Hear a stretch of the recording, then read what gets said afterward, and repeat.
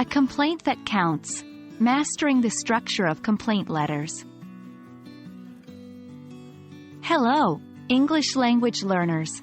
In this video, we're going to talk about an important aspect of written communication, the complaint letter.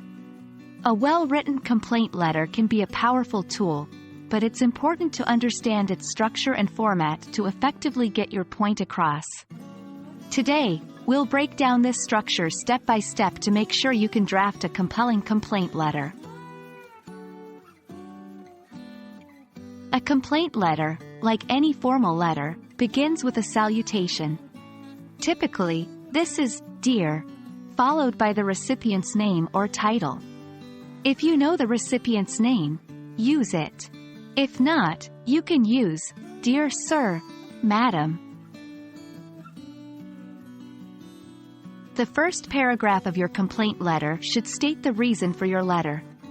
Make sure to clearly describe what the problem is and why you are unhappy. The key here is to be precise and concise. You don't want to lose your reader's attention before you've even gotten to the main point. In the body of the letter, it's time to delve into the details. Here, you need to provide information about the situation that led to the complaint. You could mention dates, places, or people involved, as well as any previous attempts you've made to resolve the issue. Always maintain a professional tone, even if the issue has caused you frustration or inconvenience. The closing paragraph of your complaint letter should propose a solution or ask for a specific course of action to address your complaint.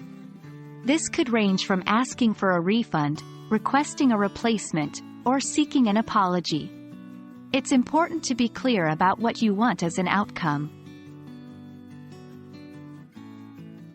To conclude your letter, use a formal close, such as "Yours sincerely," if you know the recipient's name, or "Yours faithfully," for a general salutation.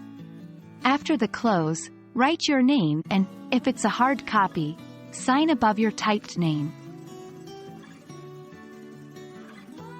And that's it. You now know how to structure a formal complaint letter. Remember, the key to a good complaint letter is to be clear, concise, and professional.